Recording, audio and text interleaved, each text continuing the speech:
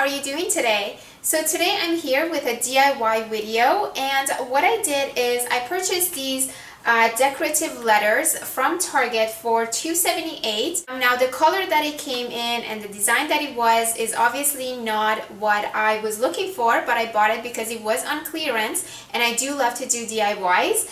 So I basically took this and turned it into this. I paint over it, and I also added these really fun rhinestones. It definitely doesn't have to cost a lot of money to make your house look really nice and fancy, and these are going to be really fun, and they're also going to be cost effective.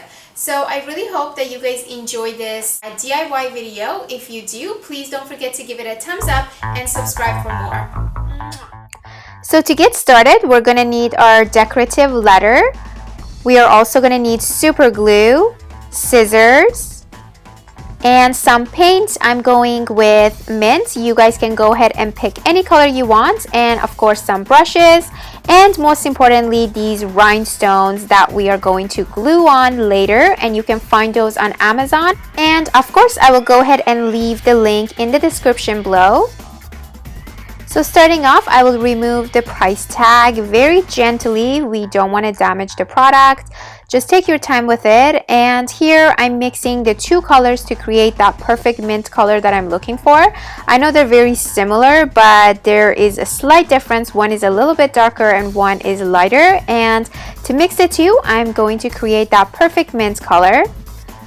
Now taking the brush, I will mix the two colors really well and then start painting. Also, if you're worried about getting paint on the outer parts, a good trick would be to tape it. So just basically place the tape all around the outer section, and this way when you're painting, you don't even have to be so careful because all the extra paint that goes over that will just be removed when you remove the tape.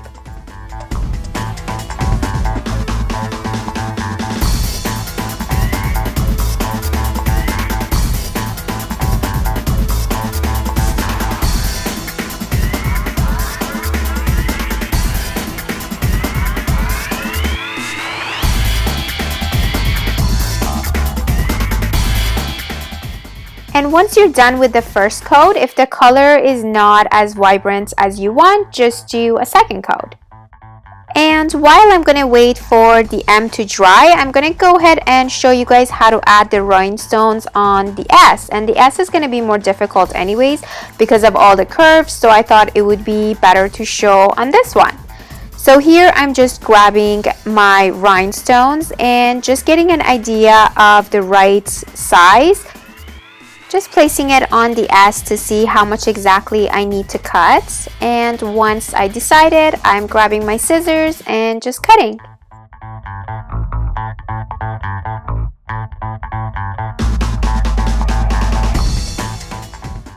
And here I'm just loosely placing it around the S to get an estimate of how long I need the strip to be and how much I need to cut.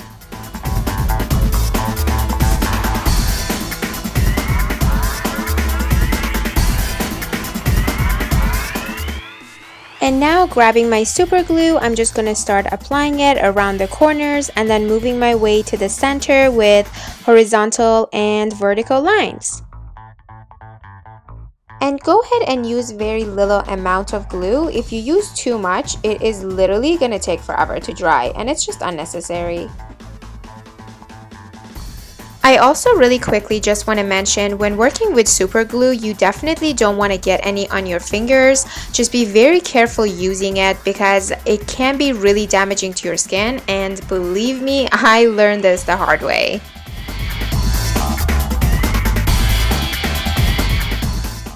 And once that part feels fully dry, I'm just moving on and doing the rest of the S using the same method.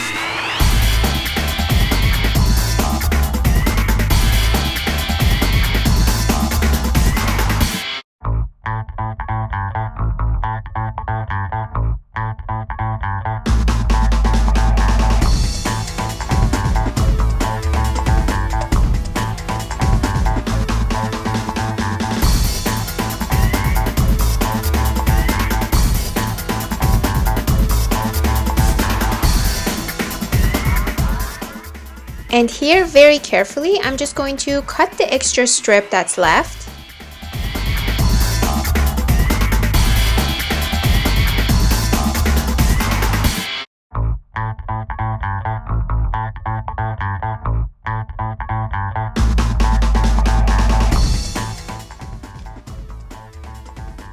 Here, just gonna add a little bit of an extra glue on the corners just to make sure that everything is nice and secure.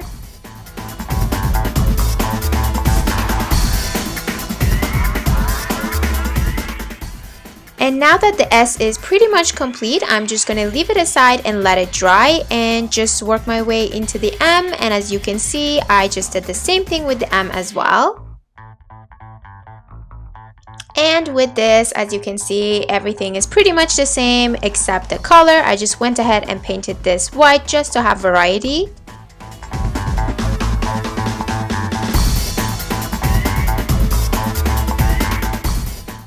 And there's the three of them all together, and I am so happy with the way they turned out.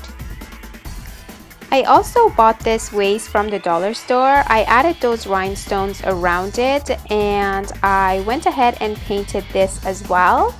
And what I did is just add some flowers to it, and I literally am obsessed with the way this turned out.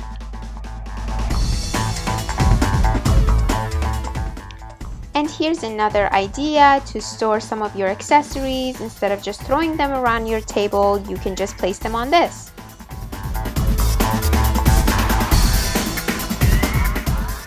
And that pretty much concludes this video. I had so much fun doing this, and I really hope you guys enjoyed it and also learned something from it.